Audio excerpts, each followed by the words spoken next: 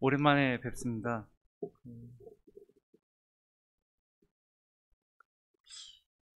힘들지는 않으신지요? 우리가 믿음이 없다면, 신앙이 없다면 아마 수없이 많이 넘어졌을 상황에 우리는 살고 있습니다.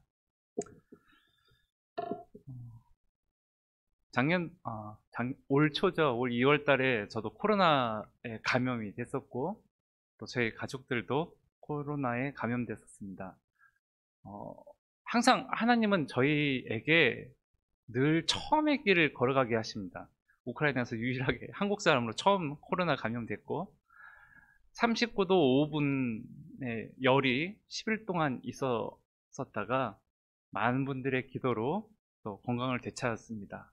그 이후에 주변의 선교사님들, 한인들이 코로나에 감염되기 시작하였고 또 그들을 돌보는 일들을 감당하게 하셨습니다. 병원에 외국 사람은 가서 검사를 맡기가 어렵습니다. 산소 호흡기도 없고 뭐 그런 일들 속에서 집에 찾아가서 약도 먹이고 또 음식도 먹이고 또 산소 호흡기도 하고 하는 일들을 십시일반 많은 선교사들을 통해서 또 여러 생명을 또 살리는 일들을 감당하게 하셨습니다. 나오기 한 달 전까지 우크라이나는 약 4만 5천 명 1일 확진자, 하루에 3,800명 사망자가 나타났습니다. 이게 공식적인 거고요. 비공식적인 건 더 많습니다. 그럼에도 불구하고 교회에서 기도와 예배는 멈추지 않고 항상 하나님의 일하는 많은 놀라운 역사들을 우리가 고백을 하게 됩니다. 우리가 인생을 2번 살았다면 다르게 살았을 겁니다. 그러나 늘 새로운 삶이 있기에 하나님을 바라보고 오늘 하루에 최선을 다하는 것이 어떻게 보면 믿음의 사람으로서의 살 길이 아닌가 생각합니다. 저희는 좀 선교사들 중에서 특별한 사역을 합니다. 대학교에서 강의를 합니다. 전문적으로 학과를 열고 저도 제 아내도 일주일에 16 강의 이상을 합니다. 그러다 보니까 월요일날 아침 8시서부터 금요일날 저녁 오후 5시까지 거의 쉬지 않고 매일 강의를 합니다. 강의를 하고 또 저녁 시간 또 금토일은 주일날 섬기고 하면서 참 많은 것들을 생각하고 또 배우게 되는 시간 같습니다. 여러분 힘드시겠지만 우리가 힘들 때 구할 거는 딱 하나밖에 없습니다.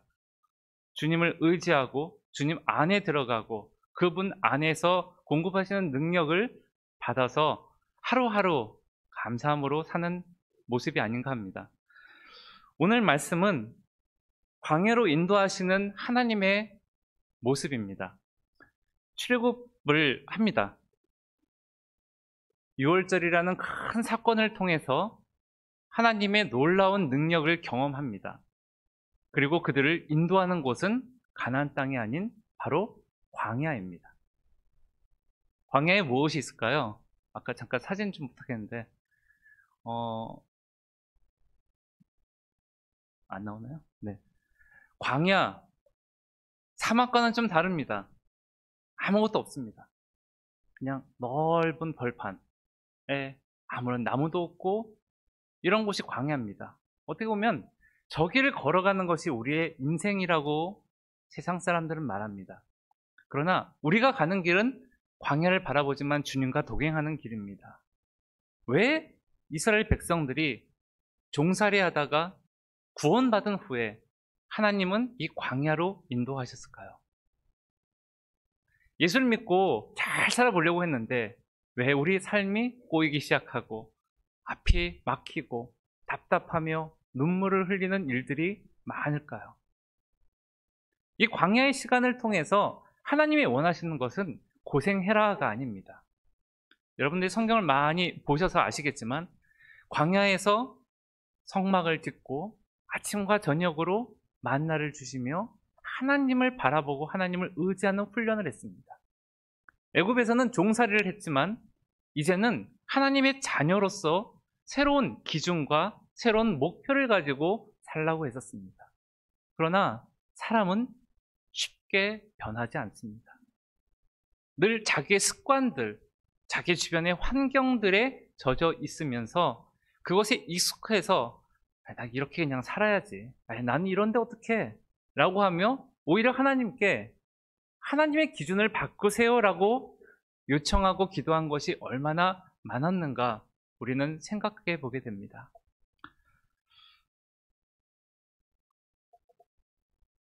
16세기의 돌림병도 아닌 21세기 과학이 발달한 이 시대에 얼굴도 볼 수 없이 마스크라는 것을 쓰고 이렇게 예배를 드리고 있습니다. 누가 이것을 생각했겠습니까? 그러나 이 자리를 지키기 위해서 얼마나 많은 힘을 다하시며 지키고 계십니까? 많은 사람들은 자기 자리를 지킨다라는 것이 그냥 앉아있는 것을 생각하지만 믿음의 사람들이 자리를 지킨다라는 것은 그것을 위해서 얼마나 많은 몸부림을 치고 있고 그것을 위해서 많은 것을 희생하면서 이것이 귀하고 이것이 옳다라는 것을 깨닫기 때문에 그 자리를 지킬 수 있다라고 생각합니다. 구원 받으셨죠? 행복하십니까? 웃으시는 거나 기뻐하는 삶을 사시는 분보다는 근심과 걱정으로 아이고 하는 한숨의 소리를 들을 때가 오히려 더 많습니다. 한국 사람의 어떻게 보면 3분의 1이 믿음의 사람입니다. 그럼에도 불구하고 세상이 변하지 않는 이유가 무엇일까요? 오늘 본문의 말씀을 통해서 우리가 생각해 봐야 되는 것이 있습니다. 그것은 바로 하나님의 관점이고 하나님의 마음입니다. 왜 하나님이 나를 구원하셨을까요? 저는 아무리 생각해도 이유를 모르겠습니다. 주님의 사랑 이외에는 구원할 아무런 조건이 우리에게 없는 것을 발견합니다. 저도 4대째 모태 신앙으로 저희 가족이 하나님을 믿고 예배를 드리는 집안이 있지만 어느 순간에서는 참 아직까지도 이것밖에 안 되나라는 스스로의 모습을 발견합니다. 그렇게 넘어지다가도 다시 하나님의 사랑과 은혜가 아니면 우리가 하나님께 나아갈 수 없습니다. 구원 이후에 반드시 필요한 것이 있습니다. 그것은 바로 변화입니다. 하나님의 기준, 하나님의 목적, 하나님의 생각으로 바뀌어가야 합니다. 아이를 낳습니다. 만약 저희 아이를 낳았다라고 하면 그 아이는 누구를 닮았겠습니까? 라는 질문을 한다면 아마 많은 분들이 저와 제 아내, 부모를 닮았다라고 얘기를 하실 겁니다. 왜일까요? 그것은 바로 DNA가 똑같기 때문입니다. 주님의 자녀입니다. 그러면 우리가 정말 얼만큼 신앙생활을 하면서 주님의 모습을 닮아가고 계십니까? 주님이 이 세상에 오실 때 어떤 개혁과 조건으로 오시지 않으셨습니다. 그럼에도 불구하고 우리는 주님 구원받은 이후에도 지금까지 그리고 어쩌면 앞으로 계속 도와주세요 라고만 하며 우리 인생을 마칠 수도 있을 겁니다. 하나님은 우리를 구원의 대행자로 삼으셨습니다. 그렇기 때문에 하나님의 말씀을 깨달아 하나님의 생각을 알게 하시고 하나님의 말씀의 기적을 보여주심을 통해서 하늘나라에 동참하기를 원하시고 계십니다. 성경에 많은 인물들이 나옵니다. 그 인물들 중에 믿음의 사람 한 사람을 통해서 얼마나 많은 변화가 있는지 우리는 잘 알고 있습니다. 그 사람이 바로 역사 속에 있는 사람이 아니라 바로 여러분이 되어야 됩니다. 그리고 내가 되어야 합니다. 그래서 나를 통해서 구원의 통로로, 복음의 통로로, 하나님의 은혜의 통로로, 사랑의 통로로 다른 사람에게 그 은혜의 물결이 흘러내려서 가야 되는 것이 우리의 모습입니다.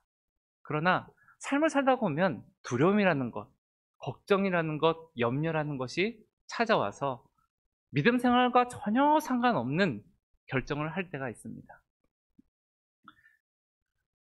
지금 우크라이나 이렇게 검색을 하면요, 제일 많이 나온 뉴스가 1월에 전쟁한다라는 뉴스입니다. 혹시 보셨나요? 신앙교회 오기 전에 몇 분 목사님들을 만났습니다. 저한테 한참 얘기를 하시더군요. 전쟁이 날 것 같습니까? 안 날 것 같습니까? 저는 98% 날 것 같습니다 라고 얘기했습니다. 아무 말씀이 없으시더라고요. 제가 다른 질문을 드렸습니다. 목사님이라면 지금 상황에 들어가야 될까요? 말아야 될까요? 저희는 23일 날 들어갑니다. 전쟁이. 나도 들어가고 안 나도 들어갑니다. 전쟁이 난다고 해서 다 죽지 않습니다. 조금 불편하고 어려울 거고, 그렇다고 무조건 가서 죽겠다 그런 것도 아닙니다. 하나님이 주신 그 자리를 지킨다라는 것은 어떤 상황과 환경의 모습이 아닙니다.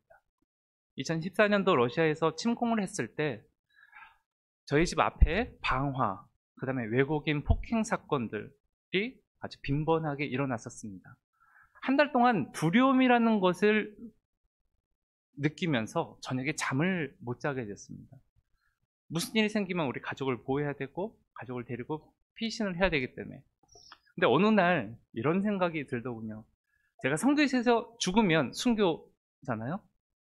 순교에 하시는 모습을 다 보면 정말 믿음 좋으신 분들만 하십니다. 그쵸? 저는 그렇게 믿음이 안 좋아요. 그때부터 하나님이 주시는 그 평화가 오면서 참 평안하게 잠을 잤고요. 그 주신 평화를 가지고 내전 지역까지 들어가서 그곳에서 구제 활동과 또 교회를 돕는 일들을 하게 했습니다.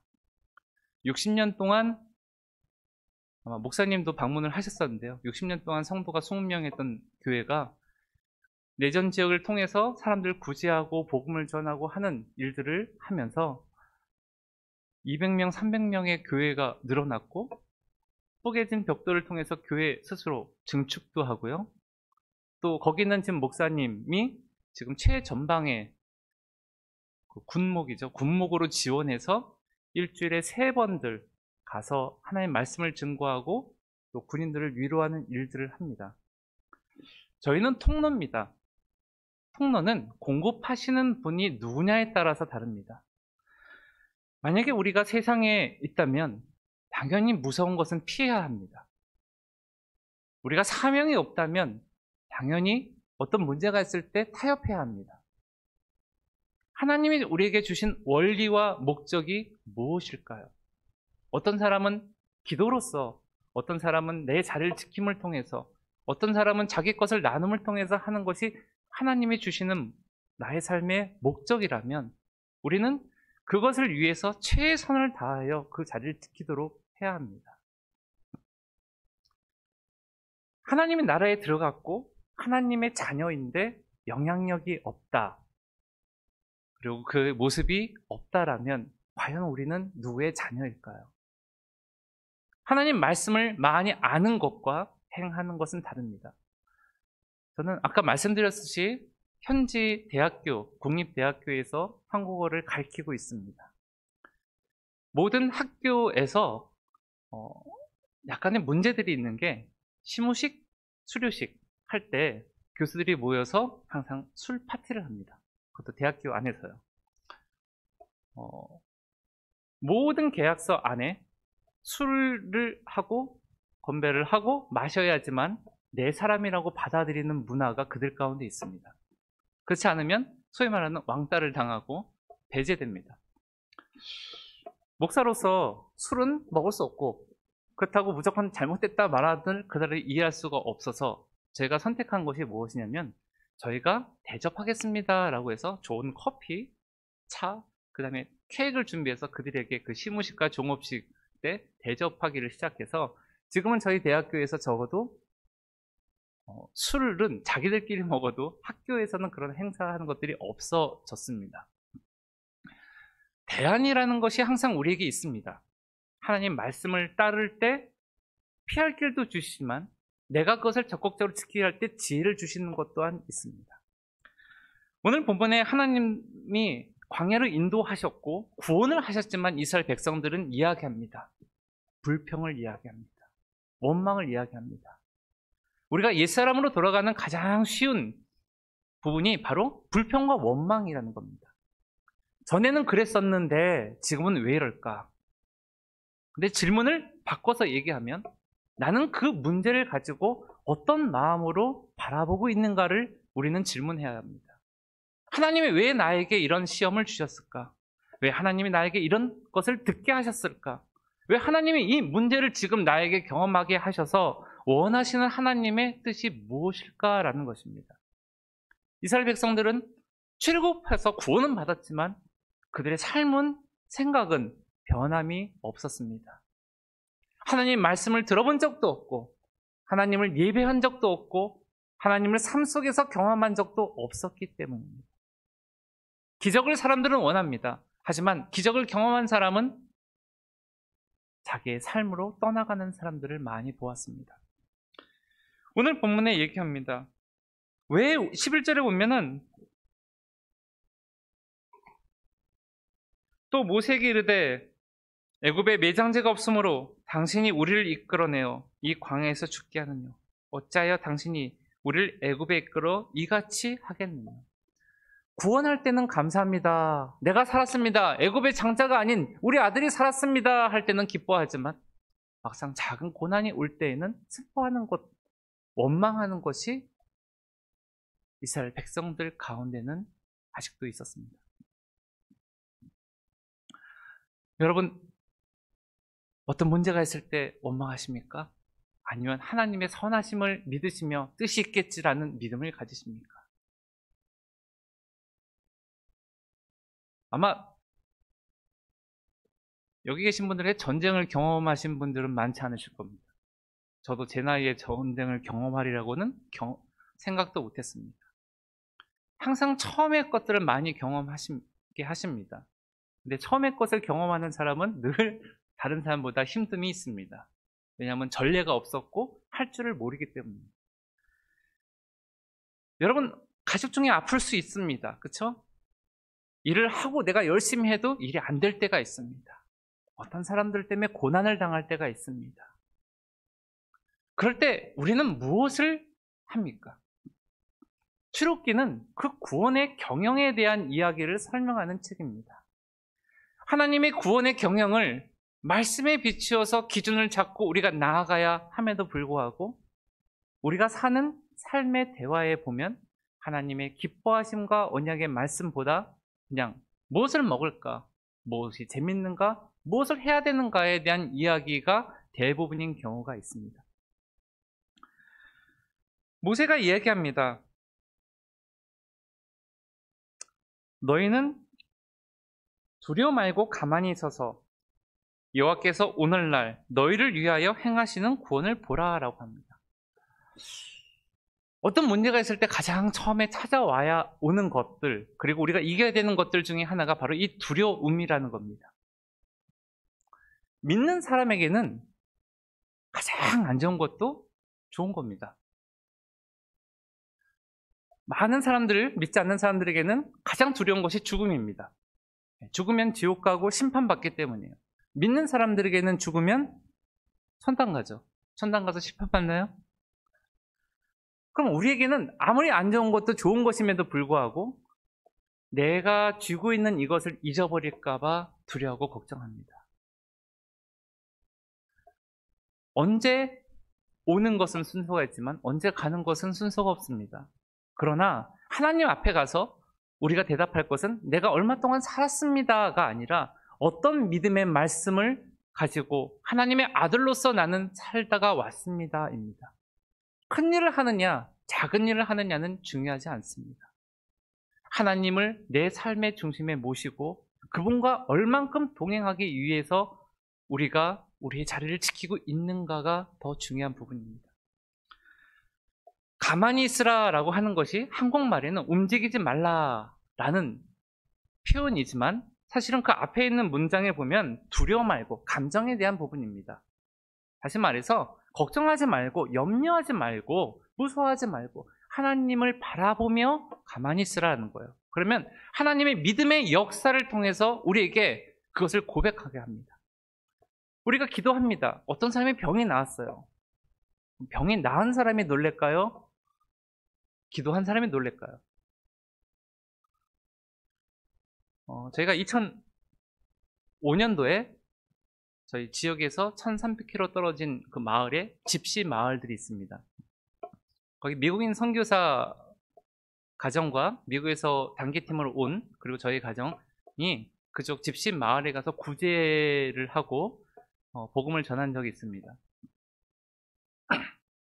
그 집시 마을 중에 한 자매가 아이를 안고 오더니 저희한테 기도를 해달라고 하시더라고요. 무슨 일이냐 그랬더니 자기가 이 가슴에 암이 있는 것 같은데 나는 집시기 때문에 병원을 갈 수가 없다. 근데 당신들이 목사들이 4명이 기도를 해주면 난 나을 것 같다. 라고 해서 4명의 목사들이 손을 얹고 진심을 다해서 오랫동안 기도했습니다. 그리고 그 다음날 아주 놀라운 일이 있었습니다. 그분이 찾아오더니 제 가슴을 만져보세요 라고 하면서 그 딱딱했던 것이 아주 없어지고 밤새 화장실에서 더러운 것이 나왔다고 얘기해요. 그 다음에 놀란 것이 뭔지 아십니까? 4명의 목사들이 동시에 한 말, 설마예요. 설마 내 기도가? 내가? 라는 겁니다. 내가가 아니죠. 하나님이 하셨고 그 사람의 믿음을 통해서 구원을 얻었지만 기적을 경험하고 기적을 한 사람들이 더 놀랄 때가 있습니다. 하나님이 나를 통로로 사용하십니다. 그러면 그 통로를 사용한 사람은 하나님에 대한 믿음이 더 커지게 됩니다. 여러분, 하나님을 아직도 나에게 공급자로만 생각하십니까? 아니면 통로로서 그 은혜의 물결이 흘러가게 하십니까? 두려워하지 말라, 무서워하지 말라, 담대하라 얘기합니다. 그럼에도 불구하고 우리는 두려워하고 걱정할 때가 있습니다. 하나님의 기적을 보면 여러분 믿음이 바뀔까요? 출애굽기 15장서부터 19장에 있는 말씀은 5가지 광야의 이야기가 나옵니다. 그 5가지 광야는 어떻게 보면 우리 인생에서 경험해야 된, 그리고 그 속에서 고백돼야 된 환경들의 모습을 설명합니다. 첫 번째 광야는 바로 마라의 쓴물입니다. 쓴물. 어떻게 보면 환경의 어려움이죠. 목말라서 애굽에서 가져온 모든 음식과 물이 끊어졌을 때 만난 곳. 먹을 수는 있지만 먹으면 속이 쓰립니다. 환경적인 어려움이 있을 때 우리가 해야 되는 것이 과연 무엇일까요? 그것은 바로 하나님 말씀에 의한 순종이에요. 순종. 내가 얼만큼 하나님 말씀을 순종합니까? 나의 가치관, 나의 경험들, 내가 살아온 인생과 달리 주님 앞에서 주님의 기준을 맞춰 살기 위해서는 어려움이 올 수밖에 없습니다. 그리고 그것이 어려움이라고 생각합니다. 그러나 그 하나님 말씀에 순종하게 되면 그 마라의 물이 달게 됩니다. 그래서 모든 사람들이 먹고 마시고 은혜를 누리게 되죠. 그 두 번째가 온 광야가 바로 수르 광야입니다. 양식이 떨어집니다.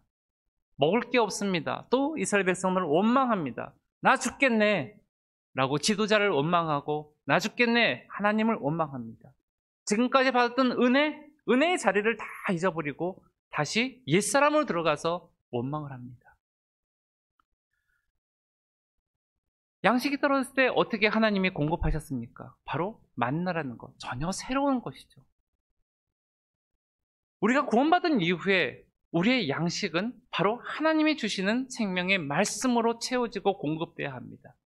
육의 양식을 먹어야 하지만 영의 양식으로 하나님이 주시는 것을 통해서 우리가 건강해지고 단단해져야 합니다. 빵만 드시고 사실 수 있으시겠습니까? 반찬도 먹어야죠. 고기도 먹어야 되죠. 그렇듯이 연약한 음식도 먹어야 되지만 단단한 음식을 통해서 우리의 몸이 하나님을 향하여 하나님의 뜻을 알 수 있는 과정이 바로 수르 광야의 훈련입니다. 그래서 그 말씀에 의식을 해서 그래 하나님 말씀이 이렇게 했었어. 어려울 때 이렇게 하라고 했었어. 아니야 기뻐하라고 했어. 감사하라고 했어. 내가 이렇게 노력해야지 라고 하며 우리가 그 말씀의 기준으로 살아가게 하는 그 광야의 시간을 지나면 또 다른 광야가 옵니다. 바로 르빔. 바로 또 물이 떨어지죠. 반석을 쳐서 물을 얻게 합니다. 그것은 반석이신 예수 그리스도를 의지하는 것이에요. 주님이 율법을 주신 이후에 다시 오시지 않은 것이 아니라 다시 오시면서 새로운 율법을 우리에게 주셨고 우리를 구원하셨고 그분이 먼저 그 길을 걸어가셨습니다. 여러분 잘 생각해 보십시오. 아마 저만의 고백이 아닐 겁니다. 단 하루도 주님이 없이는, 단 하루도 주님의 은혜 없이는 과연 살 수 있을까요?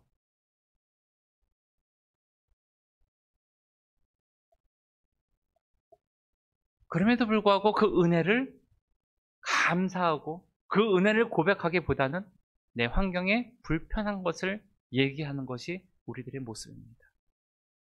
주님은 십자가에서 달려 돌아가시는 그 순간까지 주님을 따르던 사람들은 나는 당신을 모릅니다 라고 했습니다.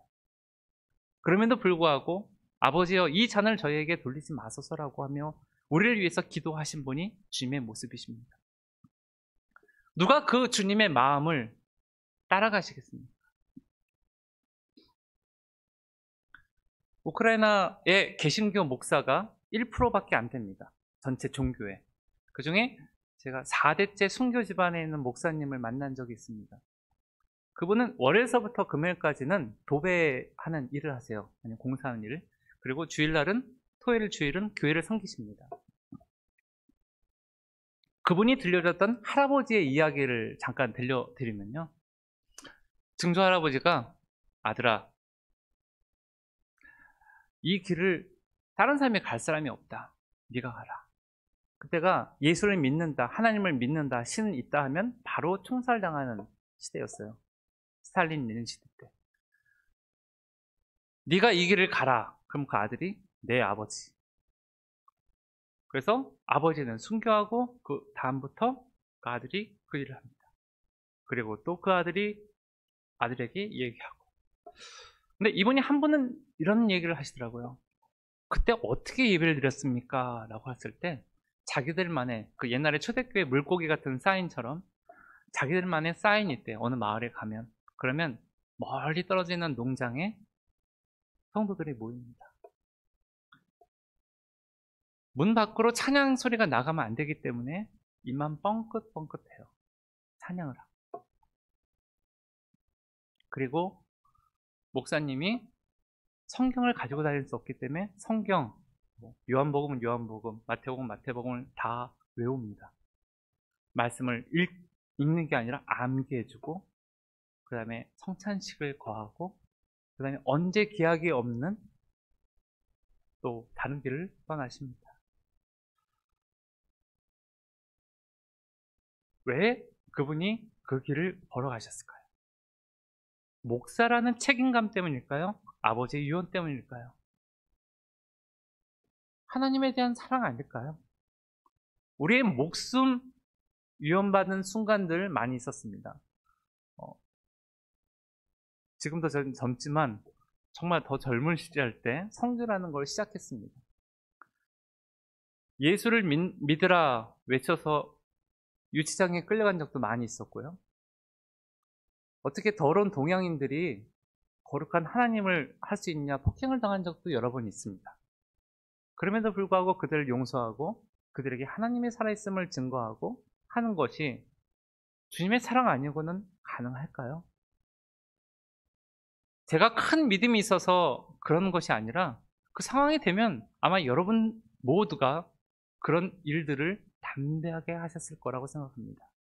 만약 그것을 알았다면 그것이 얼마나 아프고 얼마나 힘든 걸 알았다면 우리는 절대 그 길을 못 갈 거예요. 그러나 주님이 우리에게 기쁨으로 가셨잖아요. 그 죽음의 길을. 그렇기 때문에 우리에게 찾아오는 작은 어려움들은 우리는 이길 수 있을 겁니다. 주님 안에 거하십시오. 주님 안에 거하십시오. 주님과 동행하십시오. 이 말은 정말로 얼마나 큰 힘이 되는지 모릅니다. 그 이후에 광야가 아말렉 광야죠. 외부 사람들이 오는 핍박, 다시 말해서 사람들로 오는 핍박. 그때 무엇을 할까요? 전쟁을 하는 것도 있지만 더 중요한 것은 기도의 동역자를 위해서 그것이 하나님의 뜻에 합당하도록 함께하는 기도의 모임일 겁니다. 저희가 정말 선교지에서 제가 25년 살면서 위험한 순간들을 정말 많이 당했습니다. 차가 전복되는 사고도 있었고 교통사고도 여러 번 있었고 위험도 있었고 맞았던 일도 있었고 그런데 참 희한한 건요. 그렇게 심하지 않게 다치더라고요. 차가 8번 반을 돌려서 완전 폐차를 됐는데, 그때 저희 아이가 1살 안 됐는데요. 2cm 허벅지에 약간 긁힌 상태 위에는 멀쩡했어요. 물론 저희도 약간의 두통이나 충격은 있었지만, 그런 위험을 당할 때 기도해주는 분들로 인해서 낙심치 않고요, 하나님의 보호하심을 고백하게 되고, 오히려 그곳에서 어떻게 저기서 살아났냐 라고 할 때 하나님이 하셨습니다 라는 고백을 할 수 있게 된 것이 너무나 감사합니다. 마지막 신의 광야에서 한 것은 리더십의 문제를 얘기를 합니다. 모세가 아침서부터 저녁까지 이스라엘 백성들에게 송사하는 것을 통해서 아무것도 못할 때 장인 이드로가 100부장과 10부장과 50부장, 1000부장 그런 제도를 만드는 통해서 리더십의 이양을 하게 하죠. 교회는 많은 리더십들이 있어야 합니다. 주일학교 교사, 집사, 장로, 전도사, 목사 등 그들이 하나님을 중심으로 하나를 하여 내가 이 교회를 위해서 섬기겠다. 사람이 아니라 이 교회를 섬기는 거예요. 하나님의 집이기 때문에. 그 교회를 섬기기 위해서 내가 먼저 교회가 돼야 되고 내 안에 주님이 영접해야 되기 때문에 날마다 하나님을 모시고 사는 삶이 우리 가운데 있어야 되는 거 아니겠습니까? 우리가 매일 왜 집에서 예배 드리고 새벽 예배를 드립니까? 그거는 바로 이 안에 하나님의 거함을, 또 이 안에 하나님의 거함을 고백하고 그 고백을 통해서 주님의 공급함을 살기 위해서가 아닌가 생각합니다. 저희 대학교에서 저에게 붙여진 별명이 있습니다. 그것은 뒷배경이 대단한 사람이라는 겁니다. 어떻게 제가 계획을 하고 할까 그러면 그 일이 다 진행되고, 무슨 일을 하면은 절대로 안 되는 건데 어떻게 그것을 했냐라고 물어봅니다. 그리고 교수들 회의할 때도 우리 대사관이나 정부에서 어떤 지원을 받았으면 좋겠는데 가능하냐 물어볼 때 바로 대사님한테 전화를 드려서 허가를 받고 하는 모습을 보면서 한 나라의 대사를 움직일 수 있는 사람은 저 사람 대단한 사람이다. 그리고 국가의 어떤 일들을 할 때 그것을 진행한 것도 대단한 사람들이다 라고 하면서 가끔 어떤 교수들은 저에게 질문합니다. 당신 뒤에 배경이 누구요? 그래서 대단한 사람이 있습니다. 대단한 분. 아마 한 번쯤은 당신도 들어봤을 겁니다. 자꾸 이해가 안 된대요. 누군지 이름을 얘기해달라고. 아, 예수님이시고 하나님이십니다. 그러면 거짓말하지 말라고. 그러고 갑니다. 하나님의 공급함은요, 우리의 생각보다 상상을 초월합니다. 광야, 우리는 날마다 경험할 수 있는 모습입니다. 그 광야에서 꽃을 피울 수도 있고요. 광야에서 시냇물이 흐르게 할 수도 있습니다. 반대로 광야에서 좌절하며 왜 나를 이런 곳에 가게 하였나라고 원망, 불평할 수도 있습니다.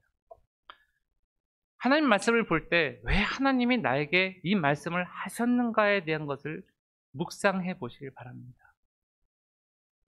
하나님이 우리를 세상을 만드시고 우리에게 주신 것은 보시기 심히 좋았더라는 말씀입니다. 우리에게 좋은 것을 주셨습니다.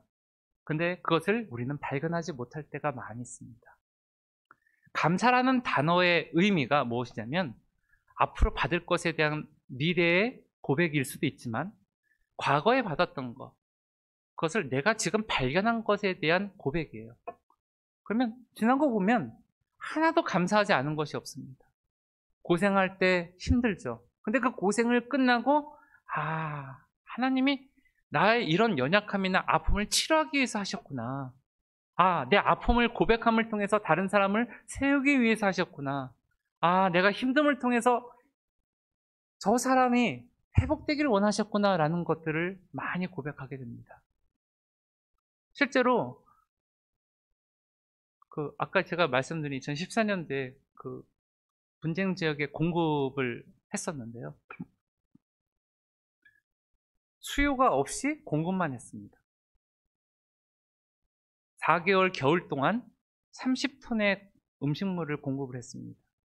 하나님, 그들은 하루에 한 끼 정말로 200명이 3kg 밀가루에 소금물 수제비를 해서 먹는 것을 제가 직접 보았고, 또 그것을 구하기 위해서 목숨을 걸고 폭격이 멈춘 상황에 목사님들이 나가서 그것을 구해오고, 피난간 가족들이 자기 있는 가족들 위해서 약을 보내는 것들을 직접 본 다음에 어떻게 보면 너무 부끄럽더라고요. 같은 나라에 사는데, 저는 두 끼는 먹는데 그 사람들은 한 끼 먹는 것조차도 어려워하고, 그리고 저 사람들은 그 신앙을 지키기 위해서, 그리고 남들을 돕기 위해서 저렇게 하는데 나는 어떻게 하고 있는가. 하나님이 우리에게 원하시는 것은 고난이 아닙니다. 어떻게 보면 부자들은 나누는 것보다 지키는 것을 더 힘을 씁니다. 그러나 공급하시는 하나님을 믿는 신자들은요, 그것을 전혀 아까워하지 않습니다. 어저께 우리 서목사님과 함께 여기 선교사들 집, 거기가 어디죠? 네? 양문동에 갔습니다. 1860년도에 7,000달러를 통해서 어떤 한 분이 헌금을 하셨고, 그것을 통해서 그쪽에 교회와 뭐 건물이 들어가고 병원이 들어가고 하는 것들을 보고, 거기는 안수 집사님이 그것을 설명해 주시는 것을 들으면서 좀 많은 생각을 했습니다. 1930년도, 1860년, 80년도에 7,000달러는 지금 약 700억 정도 되는 겁니다. 엄청난 큰 돈이죠. 한 사람의 헌신을 통해서 이 광주 호남 지역에 얼마나 많은 교회가 생겼습니까? 그럼에도 불구하고 내가 받은 은혜를 우리는 얼만큼 나누고 있는가를 생각해 보십시오. 물질로 나누는 것이 전부가 아니지 않습니까?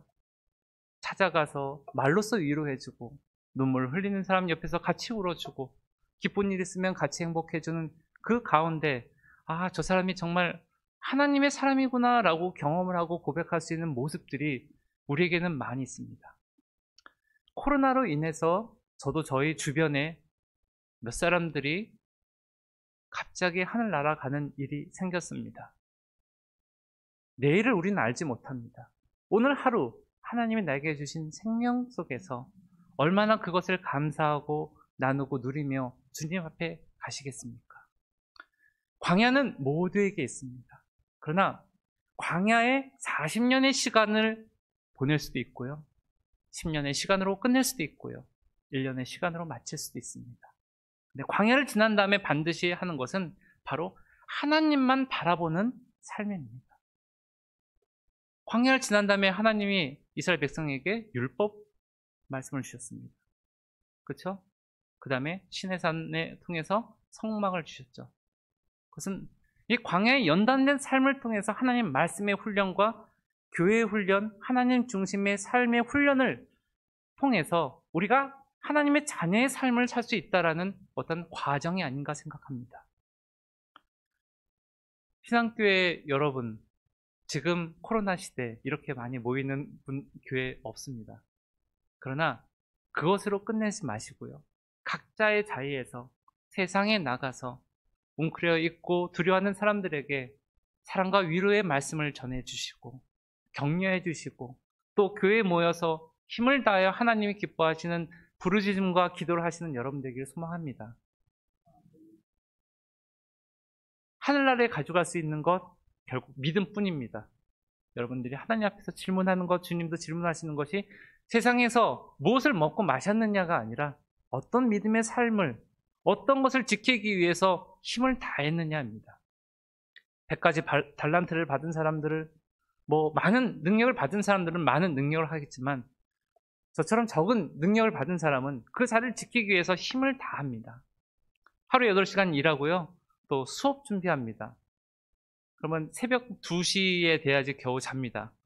저는 제 전공이 아니기 때문에, 근데 그 전공이 아닌 거를 지키기 위해서 노력합니다. 왜냐하면 하나님이 그 자리를 저를 보내셨기 때문에요. 아이들이요, 꿈에 미래가 없습니다. 그 아이들이 저희를 통해서, 교수님, 앞으로 제가 뭘 해야 될지 생각했어요. 이기적인 아이들을 도와주고 섬기고 고아원에서 구제하는 일들을 합니다.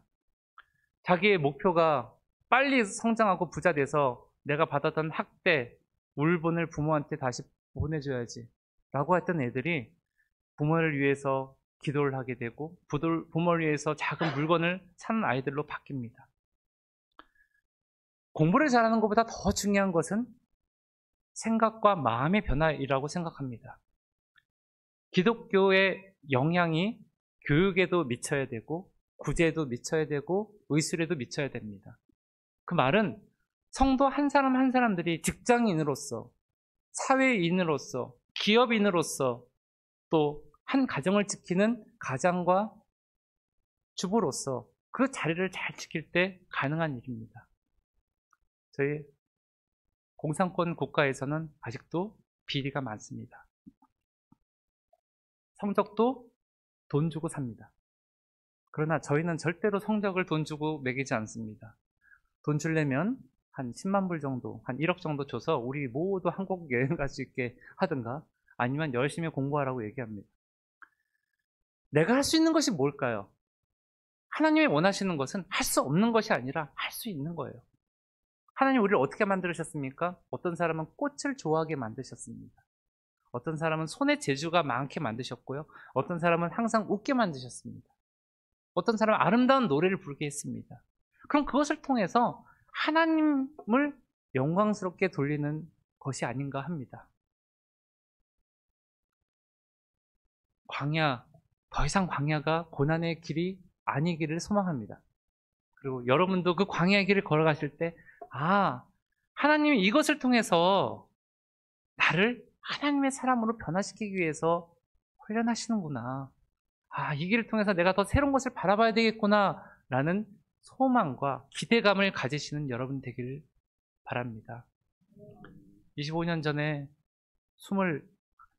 25살의 어린아이가 아무도 없는 곳에서 지금 이렇게 버티고 있습니다. 아마 하나님의 은혜가 아니면은 아마 힘들 겁니다. 전화가 오나요? 편지가 오나요? 만나러 찾아오나요? 제가 주일날 예배 마치고 올라가서 한국에 도착하니까 화요일날입니다. 멉니다, 정말. 비행기 3번 타야 되고, 차를 타야 되고, 기다리는 시간이 정말 멉니다. 멀어서 못 온다고 얘기를 합니다. 그러나 멀지만 기도해 주십시오. 여러분의 잠깐의 그 기도로서 우리 성도들, 우리 사역자들이 믿음의 생활을 하고 또 그곳에서 하나님께 감사하는 고백을 계속해서 할 수 있게 기도해 주시길 바랍니다. 그리고 언제 또 만날지 모르지만 다음에 만났을 때 우리가 믿음의 고백을 서로 오가며 하나님 앞에 감사함을 드리는 삶의 모습이 있었으면 합니다. 감사합니다. 기도하겠습니다.